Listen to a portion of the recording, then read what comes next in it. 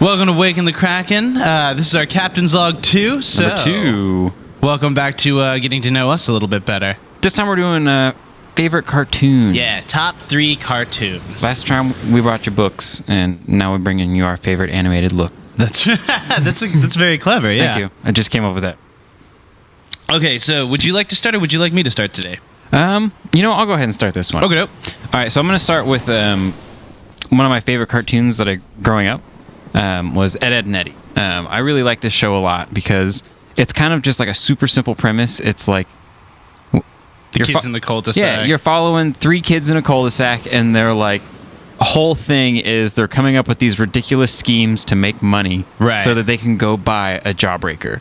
And it's like, so like the whole thing is about them like just like fiending after a jawbreaker, and it's like so childish just in like the theme, and then like just the extent at which like the jokes are just so adult is just mind-boggling. And going back and reviewing it as an adult now has made it. Have you ever read the theory that's popped up on Reddit and stuff that it's like purgatory? That cul-de-sac's just purgatory, and every kid represents like a kid from a different era. I haven't.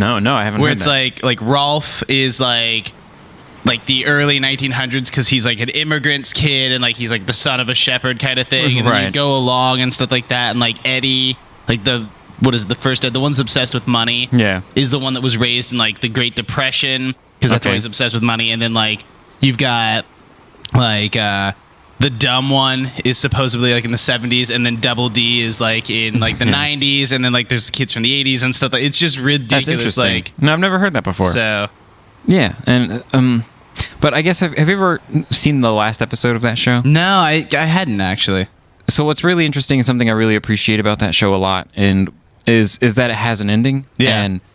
And it's actually really beautiful. I don't want to give away too much because like you kind of need to like watch the show, and then whenever the last episode comes along, like it's really poignant and it's like really well done, and it's actually probably one of the best endings to a TV show that like I've ever seen. Right. And I don't know, you don't have to believe me, but I just really like it made a mark on me whenever I saw it as a kid, and then whenever I saw it again as an adult, it was like even more ridiculous, and it just like hit me even harder and like felt even more emotional than it did whenever I was a child watching it, which is crazy. So like the Edd, Edd and Eddy like definitely is up there for me. I remember watching Edd, Edd and Eddy a lot when I was a kid too. I think I drove my parents insane with it because it was that humor that was just dumb enough for parents not to get, but like kids were just like fascinated by it. Totally. And I mean, like the characters are so relatable. Like they were all of the kids that you grew up with. It was crazy. There's always one of those kids somewhere. Exactly.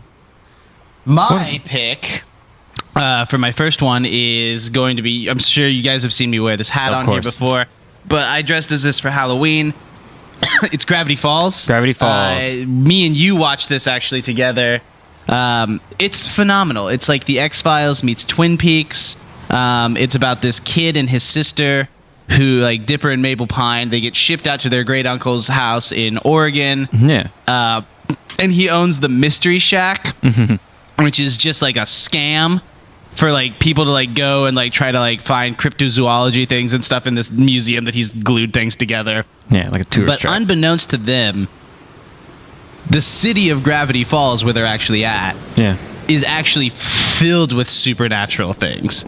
Just ridiculous amounts of it, like gnomes and all kinds of other things, you name it. Like, what was it? The manatee or the what were they? The manitars. Oh yeah, where like they were like minotaurs, but they were super manly. Like they had to be like super buff and stuff. It was a really great show, and like that show got really dark really quick, like near the end and stuff. Like, That's true. It became like an epic. Like, I think there was one point where like the CIA show up in it and everything, and me and you were just like, "How is this a kids show?"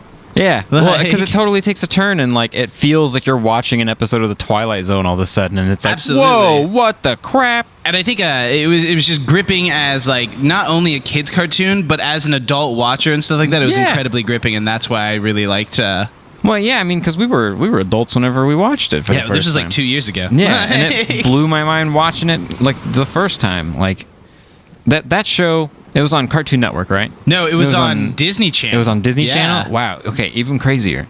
Okay, see, like I would not have guessed that would have been a Disney show. Yeah. I don't feel like Disney ever like crosses certain lines. I mean, there's other shows that I can remember that have like a certain like paranormal premise. Like back when I was a kid, there was like So Weird and stuff like that. But I remember like this was like this was really well written. And actually, it's really funny because the same universe that Gravity Falls is in actually slices over to the Rick and Morty universe for all you Rick and Morty fans out there and stuff. There's actually one scene where there's a cup that goes through a portal.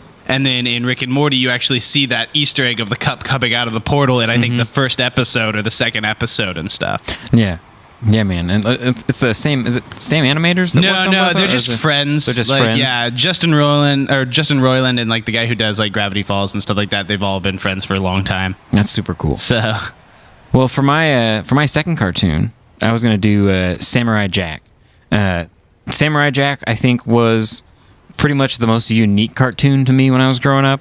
You know, like you take this feudal samurai warrior and launch him into the future to where he has to fight robots. Right. And that's pretty much the whole premise is now he's trying to get back to the past and he's stuck in the future trying to fight Aku, who's just this like dark magic sorcerer being. And it's a show that completely explores everything you can do with animation creatively, right. And like each episode is really well developed and just like really like smartly animated, and they're always trying something new and kept it really fresh. And I loved it. Outside of Aku, who is your favorite villain? Outside of Aku, who's my favorite villain?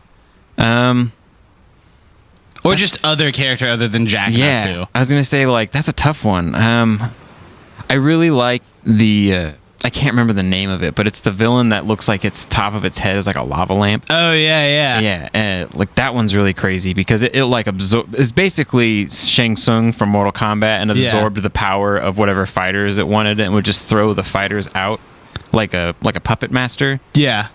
But that one was probably one of my favorites. Did you ever see the new season that was on Adult Swim? No, I never got a chance to get around to see it. Gotcha. I really want to. Yeah, I think it's like $20 or something at a Walmart or something like that now. That's no big. Yeah. Dude, I gotta go get that. Yeah, you gotta get it because I've seen your whole collection. You have all of it. Yeah, I know. Like, I have all the old stuff. But yeah, no, I think my favorite one was the Scottish guy that he meets on the bridge. Oh yeah, that guy was awesome. Oh yeah, dude. That guy was hilarious to me. That character actually like was like just like a one-off thing, and then he like was so popular that they he had to come back again in the second season, and then again in the third season, which I thought was kind of awesome. Like he is a pretty fantastic character. Sure, yeah. And seeing a big fucking bumbling Irish fat dude fight with like super slim Asian Jack, like just I don't know, it works. I was flabbergasted by that because I didn't see it until I moved in with you because you had all of it and stuff like that. And I remember before we had internet, I started watching it and stuff. Yeah. And I thought it was really, really good. Yeah, it's pretty impressive. What's your next one? My second one is going to be Futurama. Oh yeah. Obviously, I really love Futurama. For some reason, it's one of those shows that I've watched over and over and over and over, and I just keep finding... It's the show that I turn on anytime I'm just like, I got work to do, but I want something playing in the background and everything like that, because I catch something every time. Yeah. I was actually watching it the other day with Chloe after we had watched some, like, Disenchantment. Oh, yeah. And, I need to check that out. Which Disenchantment was okay. Yeah. But the Futurama is by far his best, I feel like. I love just how little they'll slip in something in one episode and then like 10 episodes down the road it'll just come back. Like I think it's episode 2 where they have Bender has like a magnet put on his head and he goes starts singing all these folk songs and they're like that's really weird that a robot would sing folk songs. He's like, yeah, what kind of robot would ever want to be a folk singer? And then 10 episodes down the road you find out that he's singing with Beck as a folk singer and everything that. And it just calls back to all these like old like pulp fiction kind of like sci-fi kind of things and stuff like that, and like there's so many great pop culture references in it. As a person who works on a pop culture podcast, Futurama seems to be really great at mentioning more pop culture references than we do. Well, they're professionals at that point. Yeah, they're really good at it. They had a whole lot of The Simpsons to practice with. That's true, but it's phenomenal. I love it. It's great, man. Yeah, and Futurama, I'm like, inarguably one of the best cartoons. Absolutely. That's ever happened. And I have to agree with you. I mean, there was even Easter eggs of Futurama, the new Disenchantment show. That's like, I think Fry's hair shows up in one scene and rad. like stuff, and it's great. Man. Well, for my last one, I decided Metalocalypse.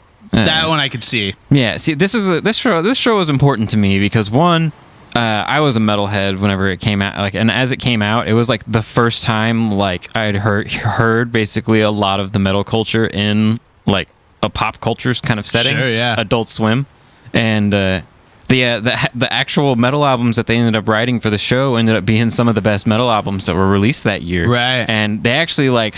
I'm pretty sure the second one or the first, or maybe the first one and the second one, both were like on the Billboard Top 100. And they were like one of the first metal albums to break into the 100s in like years. Huh. And it's for Metalocalypse. Sure, This freaking amazing cartoon. TV show, yeah. Yeah, and they started off with only 15-minute episodes. Yeah, I remember starting to watch like Metalocalypse. I think that was another one that I watched a lot of, where I was just like, I'm just gonna keep watching this because like it was so quick that you could just watch like 5 episodes or something really quick fast and stuff. Yeah, and they're like, hilarious. And they're hilarious. Like the coffee episode. I think it's the first episode with the coffee or something like that. Oh yeah, where like where their freaking chef gets cut up in the helicopter blades and they have to figure out how to cook for themselves. Just like pour coffee on a crowd or something like that. Oh yeah. Oh, that's the Duncan Hills. Coffee, the Duncan Hills. Yeah, the Duncan Hills jingle. That's right. So that's that's the one. They're like they fucking have the concert out in the middle of like the Arctic or whatever, and they drop the stage onto the crowd of people. Yeah. And after they do that jingle, their chef who's in the helicopter like falls out and gets chopped up by the blades, and then the rest of the episode is them trying to figure out how to buy food. Just it's so always strange. like the most ridiculous because they're so like it's almost as if they'd always just been famous. Like once they like picked up a guitar, they were just immediately famous, so they just forgot what it was like to be a normal person. Yes. So they just can't do things. Like they're like, what are we supposed to do now? I mean, if you had a diamond practice room with a ruby metronome, sure. I mean, things would be different. I mean, maybe. Yeah, maybe. Probably. Maybe. So I guess finally for my last one, I have Over the Garden Wall. Yeah. I could not show enough people Over the Garden Wall once I saw it. Like, it has this weird, like, it's only 10 episodes long. They're very short episodes. You can watch it in literally, like, 2 hours. Yeah. But it's about this boy and his little brother who are vastly different people lost in the woods. I think Wirt is played by Elijah Wood. Yeah.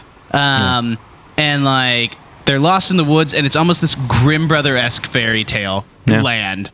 But it has this air of oddity because there's this character that you keep hearing about who's the big bad named the Beast, and no one knows what the Beast looks like. And that was like once you start finding out who the Beast is, that's when this show gets really terrifying. Yeah. Like that show is just like that's another show even more so than Gravity Falls. I'm like, how is this on Cartoon Network for children? That one does get really pretty scary. Like there's the one episode with like the skeleton pumpkin people. Oh yeah. Which I was like, that's so absurd that it's almost terrifying for children, with like the one big one that's like, you've been charged with this and murder. And they're like, murder? He's like, oh no, not murder. Yeah, right. Like, and he's like, whoa. And then the episode with the big dog. That dog the first episode. Yeah, the first episode with the dog is freaking creepy as hell. Right. And then it just progresses. And some of them are really funny, and some of them are really sad. And some of them have really cute songs in it. Yeah.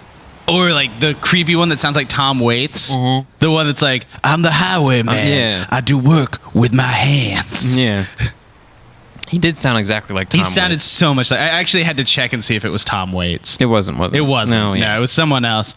But that might be by far one of the best, like, just short cartoons that I've ever seen in my life. Yeah, and it was on... That one was on Cartoon Network. And they released that in like during like a fall season, just like a short stint. Yeah, it was for the Halloween season, like in October they released it and stuff like that.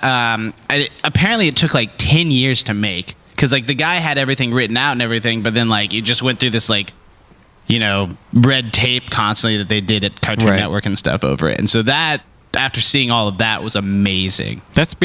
I'm really glad that it made that, like, he kept persevering through all of that. And they were talking about how like things like that probably wouldn't have been able to like have been made if it hadn't been for like the success of things like Adventure Time and stuff. Right. And so That's not surprising. No, like it's like they had to find that the audience was more keen to like having more terrifying like subjects and stuff like that to where they would release it. Okay. So, yeah. Well, and now it's time for honorable mentions. Honorable mentions. Well, my honorable mention is going to be Rick and Morty. Rick and Morty's probably like my favorite like comedy cartoon that's out right now. Yeah.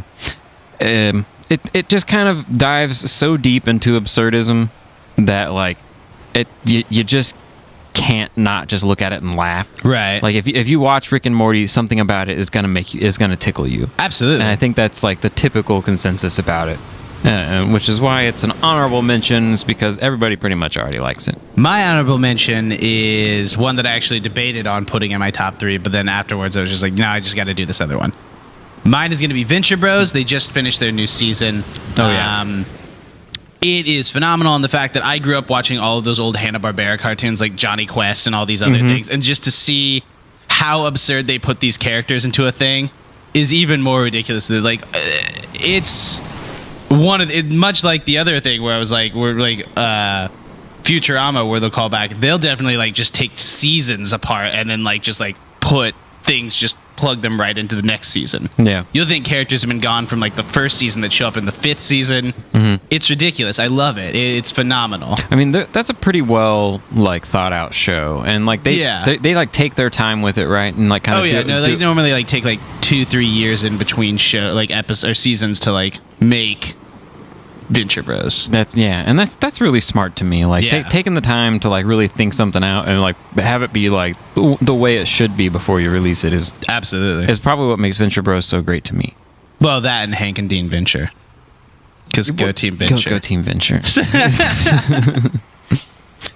Well, yeah, so that's Captain's Log number 2. That's favorite Captain's Log number 2. Well, it was a little bit shorter this time. I hope you guys don't mind that. Sure. I don't mind that. I don't either. I mean, you guys found out what our favorite cartoons were. Now go watch all those cartoons. Yeah, go watch all those cartoons and tell us what you think. That's right. Peace. Have a good one. Okay, goodbye.